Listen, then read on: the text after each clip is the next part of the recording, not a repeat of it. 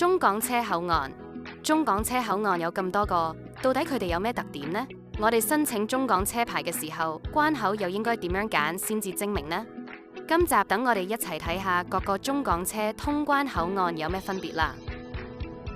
蓮塘口岸，蓮塘香園圍口岸喺文錦渡同沙頭角之間，係連接深港嘅第7個陸路口岸。2020年8月26號啟用貨檢，2023年2月6號先至開通旅客通關服務。有咗蓮塘口岸，香港同廣東東部地區，比如汕頭、汕尾、潮州、揭陽嗰啲地方，甚至鄰近嘅福建、江西等省份，跨境交通就方便快捷好多。呢個口岸採用兩地兩檢模式，仲係全國首批實行車輛一站式通關嘅口岸之一。佢仲係香港第一個可以俾香港居民直接行路或者踩單車去到嘅口岸。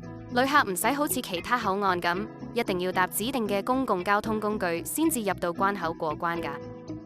港珠澳大橋珠海口岸，港珠澳大橋連接香港大嶼山嘅東涌、香港國際機場，仲有澳門半島同廣東省珠海市。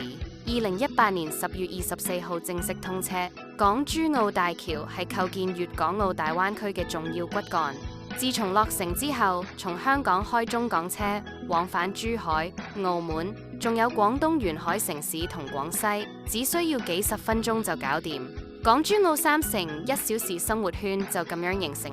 港珠澳大橋粵港兩地車牌係中港車牌嘅一種，除咗通行口岸唔同於深圳口岸嘅中港車牌之外，其他用法完全一樣。深圳灣口岸，深圳灣口岸連接深圳南山區蛇口同香港元朗，地理位置相當方便。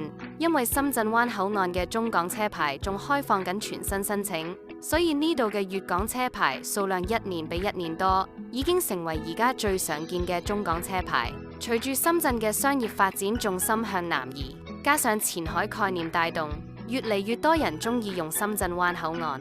深圳灣口岸嘅粵港車牌亦都變得越嚟越普遍，成為而家市場上最熱門、流通速度最快嘅中港車牌。沙頭角口岸，沙頭角口岸目前重建中，暫時關閉，車輛要轉去蓮塘口岸行駛。沙頭角口岸連接香港新界北區沙頭角管制站。沙頭角中港車牌嘅私家車數量比起皇崗同深圳灣少好多，通關嘅時候幾乎唔會出現大排長龍嘅情況，一路暢通快捷。過關之後就到深圳鹽田區，去深圳羅湖區、龍崗區，仲有惠州、河源、梅州、潮汕呢啲地方，路程比經其他口岸要近好多。沙頭角口岸通關嘅便利，用過嘅人都話好。皇崗口岸，皇崗口岸連接深圳福田區同香港嘅落馬洲管制站，係唯一一個每日24小時運作嘅深港陸路口岸。夜晚12點到朝早6點半呢段時間，仲會開放俾其他唔係24小時通關嘅陸路口岸中港私家車自由通行。皇崗口岸嘅中港車牌，早喺2009年就已經停咗申辦申請，而家想攞皇崗口岸嘅粵港車牌，就淨係可以透過中港車牌中介買2手皇崗中港車牌。皇崗中港車牌嘅價錢比起深圳灣同沙頭角嘅中港車牌貴少少。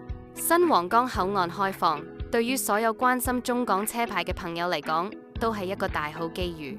想喺新皇崗口岸開放申請嘅第一時間就入手，咁而家就要開始計劃啦。文錦渡口岸，文錦渡口岸係中國最早開放嘅深港陸路口岸之一，目前已停止私家車申請中港車牌。從香港文錦渡口岸過關之後，就直達深圳曾經最繁華嘅核心商業區羅湖區。文錦渡口岸見證住中港交流嘅滄桑歲月，時代變遷。最後，究竟邊個口岸嘅中港車牌最好？其實好多客戶都問過呢個問題。我哋嘅睇法係冇最好嘅口岸，淨係有最適合自己嘅口岸。如果你屋企喺屯門 V City 附近，內地公司又喺南山前海嗰邊，為咗方便往返深圳公司先至用中港車牌，咁唔使問，肯定係深圳灣口岸最方便。